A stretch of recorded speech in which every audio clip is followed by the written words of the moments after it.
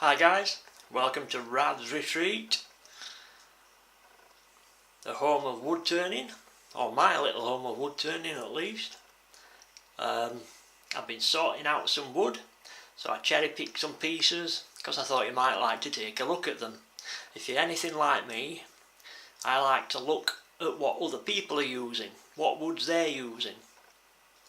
So in this video you can see what woods I've got in stock. Alright, we've done the right hand side, so we'll start at the left hand side. Well, we'll start in the middle and work left. Start with this piece. It's a piece of imbire, 9 inch by 1 1/4 inch.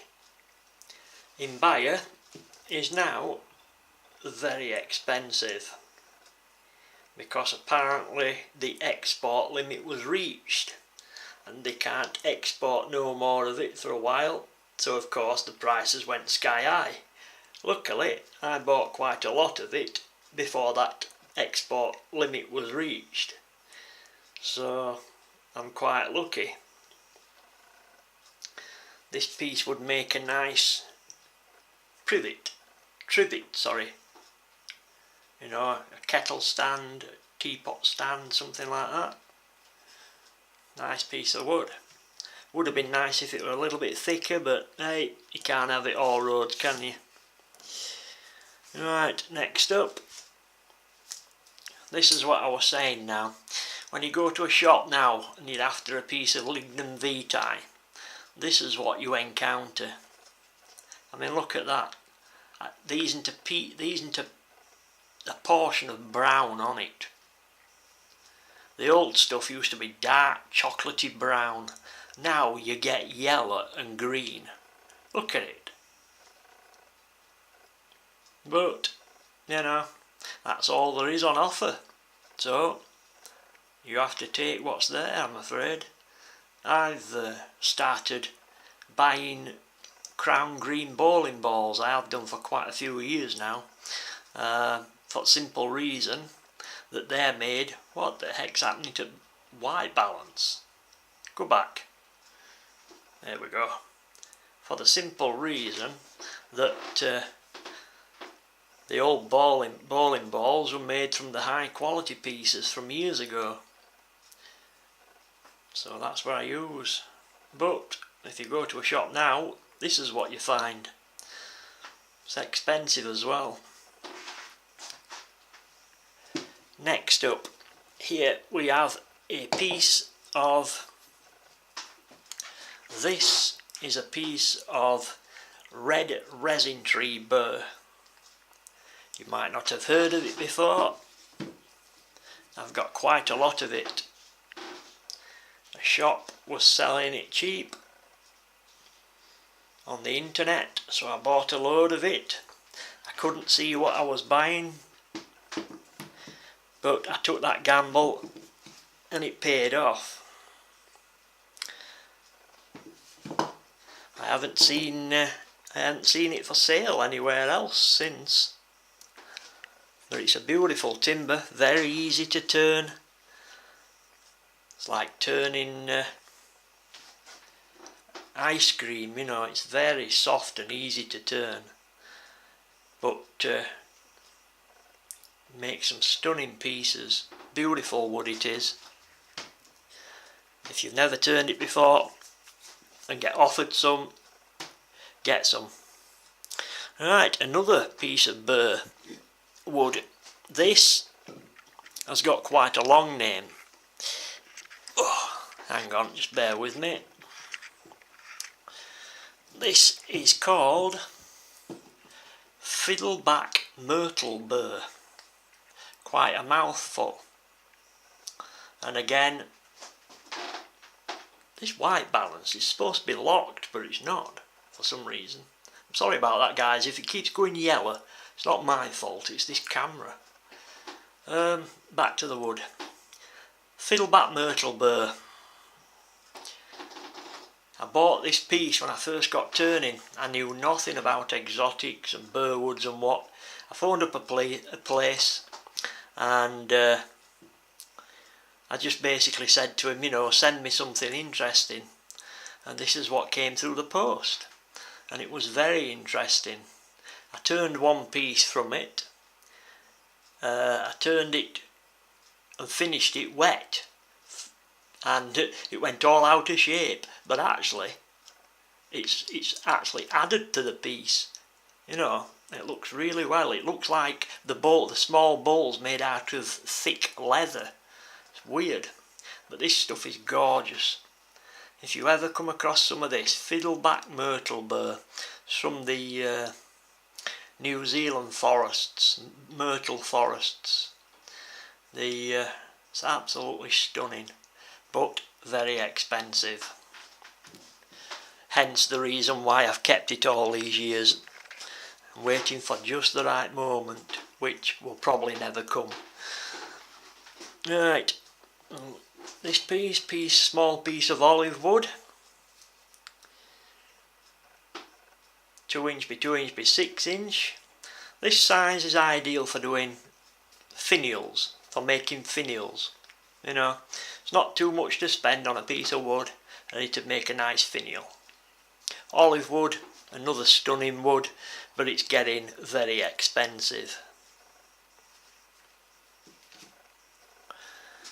Right, we're on to the spindles. This is a timber some of you might not have heard of. Munanga. I would imagine with a name like that it comes from Africa. This is 1.5 by 1.5 by 18 inch it started off, but it's been sawn down to 12 inch. I've had a piece off the end. Munanga, can't tell you much about it. When it's turned it looks very much similar to mahogany. Very, very similar to mahogany, except it's heavier. Next up, we've got some Rapala lace wood. This is quite a lightweight wood, but it does have that very distinctive appearance. That sort of leopardy, spotty appearance. Nice timber. Although it can suffer from, you know, it's a very splintery wood. It's not very close grained at all. Moving on, here's another wood you might not have heard of. Curripay. This is a nice wood. I made an handle out of this and it turned out spectacular. Beautiful. I've got 3 or 4 pieces of this, and it's a really nice wood. I wish I'd have got some more of it. Ideal for handles, you know. It's a heavy, dense, hard wood. Ideal for making tool handles. Next up, this is Power Rosa. Now, this is the wood that I make most of my tool handles from. It's a very resilient, heavy, hard wood, but it's also a stunning looking wood as well when it's polished properly. Now you can get 2 different types. You can get East African Power Rosa and West African Power Rosa. I use both, but I think my preference is for West African Power Rosa. But they're both beautiful. Really nice wood. And it's quite cheap as well, this stuff. Well, I'm saying it's quite cheap. No exotic wood is cheap, but as exotic woods go, it's cheap. So it's really good for making turning tool handles. Polishes up beautifully. Here we got another piece of cocobolo with a little bit of sapwood on the outside. One of my favourite woods, but unfortunately it makes me itch like crazy, just like blackwood does. But then again, you know, a lot of the rosewoods are well known for that, aren't they? The rosewood families. Absolutely stunning wood is cocobolo. Here's another piece, look. the outside of these doesn't do it justice. When you turn a piece of Coca-Cola, it's absolutely fantastic. But I would never use a piece like this for making a tool handle. It's way too expensive. You know, this is for something special. But fantastic wood. If you've never turned it and you're thinking about pushing the boat out and buying some, go for it. You'll not be disappointed. It's absolutely stunning wood, and it's very easy to turn as well, but it may make you itch afterwards. It's a thing called sensitization.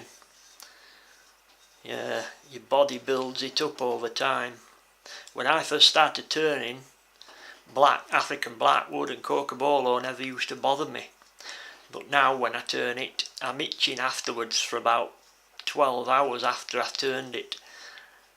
I'm itching all over my body, but it's just one of those sacrifices you have to make to turn it, and it's well worth that sacrifice, I think. Alright guys, I'll end the video here, and that's it now for today. I will be making some more videos tomorrow, as I've a load more wood to show you. I hope it's of interest to you. I love watching your videos, seeing what wood you're using. As a wood turner, it's always of interest to me to see what other people are turning. Maybe you're turning a wood that I've never heard of, you know. So I hope it's been of interest to you anyway. Right guys, I'll bid you a fond farewell, and I hope you'll take care in your workshops. Bye bye now. Bye.